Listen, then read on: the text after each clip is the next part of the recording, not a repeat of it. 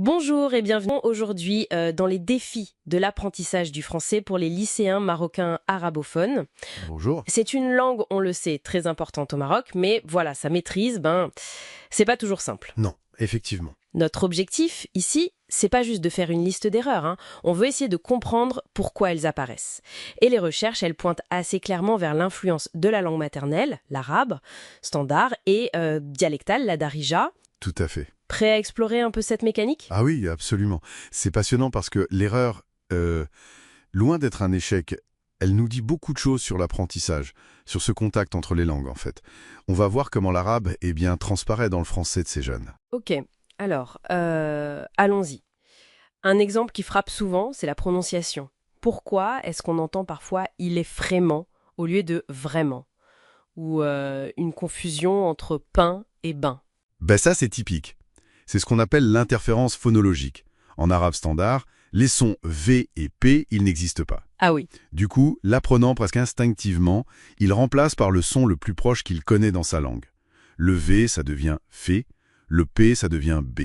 C'est pas un manque d'attention, c'est vraiment un réflexe lié à la L1. et j'imagine que ça concerne aussi les voyelles. Tout à fait. Prenez le son U français, le YE, comme dans tu. Oui, Ce son, il n'existe pas non plus en arabe. Donc très souvent, il va être remplacé par I. I. Mur peut devenir mir, par exemple. d'accord. Et ça, bien sûr, ça peut créer des quiproquos, affecter la compréhension. C'est très clair. Bon, ici, on passe à la grammaire. Voilà. Une erreur classique qu'on retrouve dans les copies, le personne. Le genre, en français, c'est compliqué, on le sait. Mais est-ce qu'il y a une raison liée à l'arabe, là aussi? Oui, oui, tout à fait, et c'est assez direct en fait. Le genre en français, il est souvent arbitraire, faut l'apprendre par cœur. Hmm, Mais là, pour le personne, l'explication, c'est le transfert du genre du mot arabe. Personne, en arabe, c'est shars, shars. uhum. Et ce mot est masculin. Ah, Donc, l'apprenant, consciemment ou pas, il applique le genre masculin de sa langue au mot français. C'est la logique de l'arabe qui prend le dessus. d'accord, ça c'est l'arabe standard. Mais la darija, l'arabe parlé tous les jours, elle doit jouer un rôle encore plus direct, non? Excellente remarque. Oui, la darija, comme c'est la langue vraiment utilisée au quotidien, elle a une influence syntaxique énorme. Prenez une phrase comme « je me suis lavé mes yeux ». Ça sonne bizarre en français standard. Oui, on dirait je me suis lavé les yeux. Pourquoi ces différences? Eh bien, c'est un calque parfait de la structure en darija. En arabe marocain, on dirait quelque chose comme « j'ai lavé yeux miens ». Le possessif est dedans. D'accord, je vois. L'apprenant y transpose ça directement. Autre exemple très très courant, dire « parler sur un sujet ». Au lieu de parler d'un sujet. Exactement. C'est un calque du verbe en darija, ardara qui veut dire littéralement parler sur.